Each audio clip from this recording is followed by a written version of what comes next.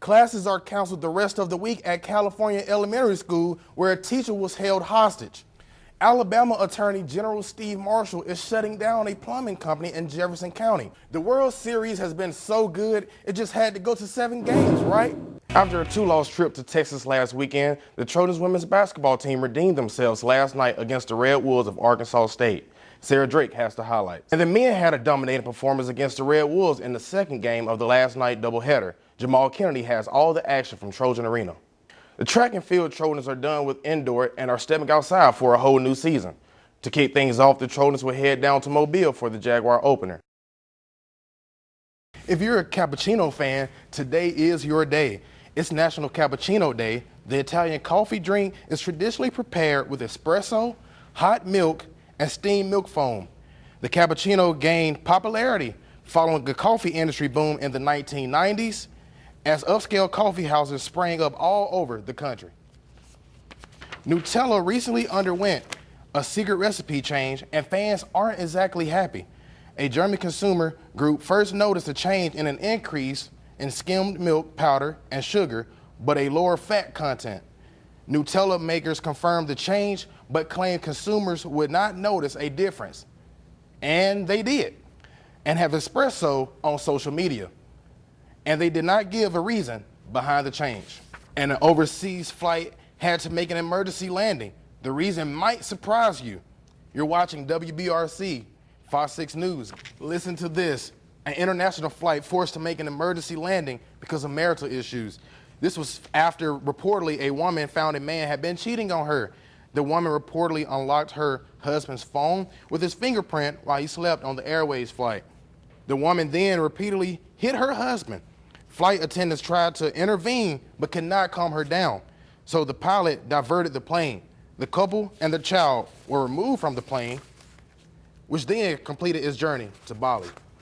In case you're just joining us, we're still following that breaking news. A teenage girl killed when someone fired shots into a home. Bakari Savage is working to get new information as he joins us in this moment. You're watching WBRC, Fox 6 News. Good day, Alabama. 50 restaurants and businesses are uniting today for the cause of Ben. Who is Ben?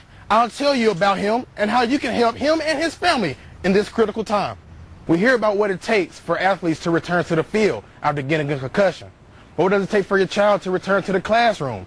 UAB researchers are finding that out right now. I'll tell you about it coming up. The Helena Police Department is using one of the most familiar tools of the trade, social media. Coming up, I will tell you how and why they are going this route. This big brown box is not just about Birmingham, but it's about multiple cities working together to get this company. There have been 4 copperhead snake bites this week, but I'm going to tell you how a powerful device like your phone can save your life. Live in Birmingham, Robert Smith, WBRC, Fox 6 News on your side. If you're planning to go anywhere this Thanksgiving, gas prices will be going up. But for Matthew Zeltman, that would not put a damp on his journey from California to New York. Going ready to get back home. I'm going to see my family. I haven't been home in a few months. He's seen a range of prices already, but when told that this can be the highest since 2014, just cringing a little bit. You know, I feel like every time you look at the gas prices, it just goes a little higher up, and there's. Well, a lot of it is because the price of oil is elevated, and of course, gasoline inventories still have not fully recovered from Hurricane Harvey. Patrick DeHaan with Buddy.com says that when you combine that with a recovering economy, the demand goes up. Yet, that still won't stop drivers. And it's very hard to disrupt Americans' behavior of traveling for Thanksgiving Day unless prices are at record levels like they were prior to 2015. Matthew Zeltman is your proof because he's heading north regardless. Oh yeah, nothing stops me.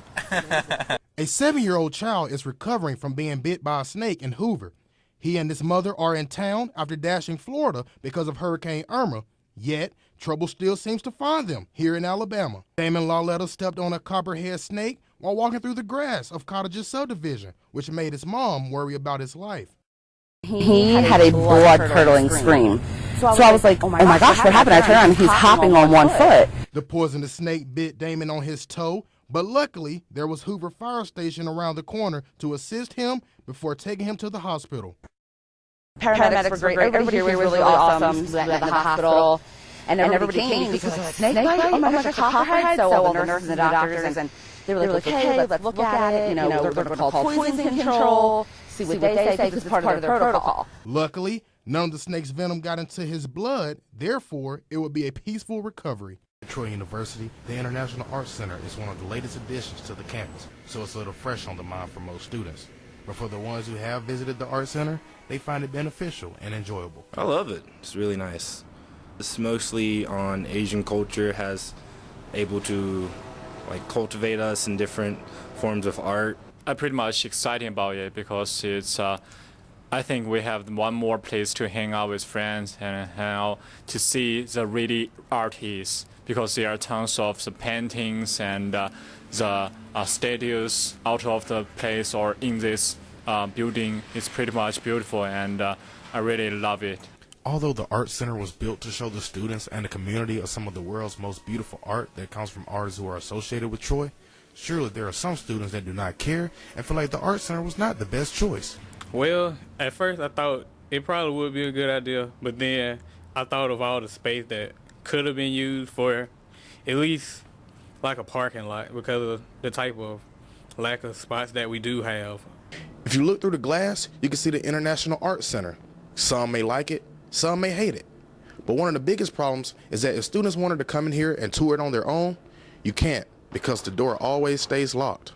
Other than just being here, just to come relax with friends, you'll have to make an appointment just to come see the exhibit. It's not as if it's like every other exhibit, you can just walk in and just tour it around, but you just have to have a key just to get in. So some students got their wish and some didn't. Despite the different opinions from students, if you would like to visit the Art Center, you can find it sitting pretty right by New Residence Hall. Robert Smith, Troy, Trojan Vision News. There are many organizations on campus that students can join here at Troy University. However, if they are interested in Ultimate Frisbee, the Troy University Ultimate Frisbee Club hopes that their purpose can bring in new faces to share the fun. The purpose of having one is just so that everybody around that plays or that has played Ultimate Frisbee can get together and have a chance to play, because not a lot of people around here play besides the people that come out. For those of you who don't know how Ultimate Frisbee works, the game is similar to football except there is no contact. If you don't know how to play, the club would be more than happy to teach you. However, you must come with the mindset ready to learn and compete. Ultimate Frisbee is a really competitive sport. It's just like any other sport out there with anybody that enjoys playing it. People get really competitive. Here on the practice field behind me, you can find the Ultimate Frisbee team practicing. The team competes in tournaments all year round, and usually in March, they host a tournament where teams from all over the state of Alabama come down to participate. We invite teams from all around, like Montgomery, Northwest Florida, Northeast Florida, sometimes even as far as Tuscaloosa and Auburn. You can find the Ultimate Frisbee Club practicing on Monday and Thursday nights. If you're looking to join, there's not much you need to do. There are no papers to sign. All you have to do is show up. Anybody that comes out is free to play, and if they wanted to play in a tournament, all they would have to do is pay a bid just like the rest of the team when the tournament time comes around. Robert Smith, Troy, Trojan Vision News.